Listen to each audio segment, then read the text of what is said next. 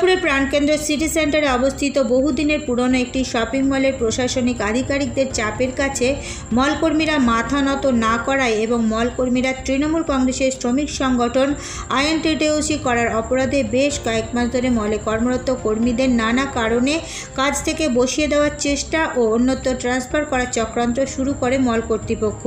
এমনটাই অভিযোগ ওই মলে কর্মরত কর্মীদের। তবে এই রকম ঘটনা দুই একবার আগে ঘটলেও তা আটকে দেয় মলে কর্মরত আইএনটিটিইউসি শ্রমিক সংগঠনের সদস্যরা। তবে এবার বর্ধমান দুর্গাপুর লোকসভা আসনের তৃণমূল কংগ্রেস প্রার্থী কীর্তি আজাদের সিটি সেন্টারে চলা একটি কর্মসূচিতে অংশগ্রহণ করার অপরাধে প্রথমে মলের 2 কর্মীকে অন্যত্র ট্রান্সফার করা ও পরে আরও 3 জনকে অর্থাৎ মোট 5 জনকে অন্যত্র ট্রান্সফার করার অভিযোগ সিটি সেন্টারের মল কর্তৃপক্ষের বিরুদ্ধে।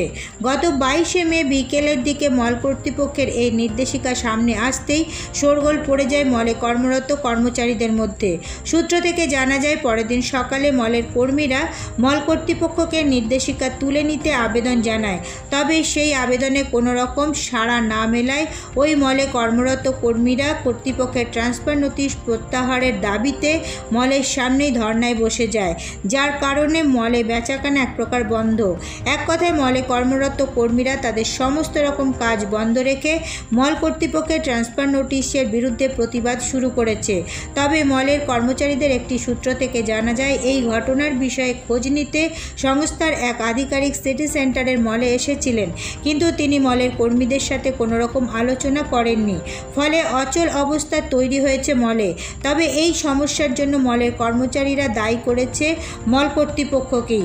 এছাড়াও তাদের পক্ষ থেকে মল কর্তৃপক্ষের বিরুদ্ধে নানান অভিযোগও তোলা হয়েছে।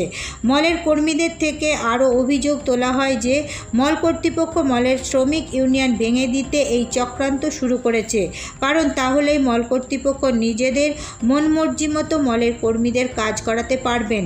তবে এই বিষয়টি নিয়ে মল কর্তৃপক্ষের কোনো প্রতিক্রিয়া পাওয়া যায়নি। এই বিষয়ে মলের এক কর্মী সাংবাদিককে জানান, কিসের জন্য এটা আমরা বিরক্ত হয়ে গেছি আর কি বলতে পারেন, যেহেতু আমাদেরকে এতদিন ধরে হ্যাকেল করা হচ্ছে, এতদিনে আমরা বিরক্ত হয়ে মানে আমাদের মানসিক চাপের জন্য আজকে আমরা এই পথে আসতে বাধ্য হয়েছি। কারণ আমরা জবে থেকে বিগ বাজার থেকে স্মার্ট বাজার আমাদেরকে এখানে জয়েন করানো হয়েছে, শুরু থেকে আমাদেরকে যা যা বলা হয়েছিল সেগুলো আমরা কিছুই পাই না। অথচ আমাদেরকে যখনও কাজের 12 ঘন্টা 13 ঘন্টা যখন তখন মানে ওরা করতে চাইছে না, করাতে পারছে না বলে আমাদের এরকম বিরক্ত করা হচ্ছে।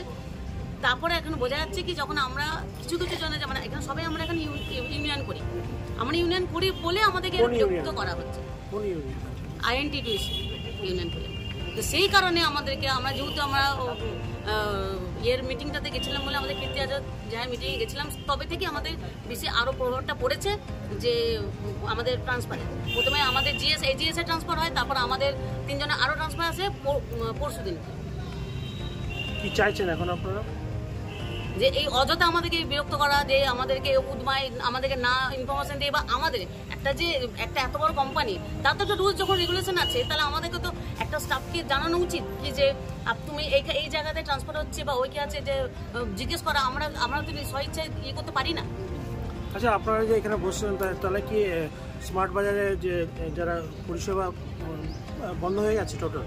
না, আমরা পরিষেবা কোনো বন্ধ করিনি, কালকেও কাস্টমারদের জন্য খোলা ছিল, আজও কাস্টমারদের খোলা আছে। এবার যা করবে ম্যানেজমেন্ট করতে পারে, আমরা করছি। কোথাও কি মনে হচ্ছে আপনাদের উপর একটা হস্তক্ষেপ করছে এই ধরনের চাপ দিয়ে? করছে, আমাদের এটা করানো হচ্ছে, এরকম করে আমাদের বিরক্ত করে এই পজিশনে তারাই আনতে বাধ্য করেছে।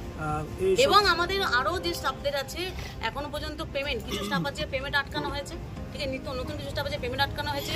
অথচ আমাদেরকে মানে অযথা আমাদেরকে হুমকি দেওয়া হচ্ছে, কিছু এটা ওটা করার জন্য না করতে পারলে ছেড়ে দাও। এই বিষয়টা জানিয়েছেন আপনারা? হ্যাঁ, জানানো। কোথায় কোথায় জানিয়েছেন?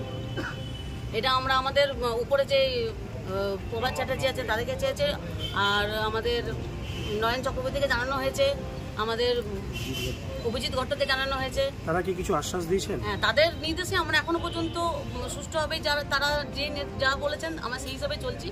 এখনো তারা যেভাবে বলবো আমরা সেইভাবে চলছি।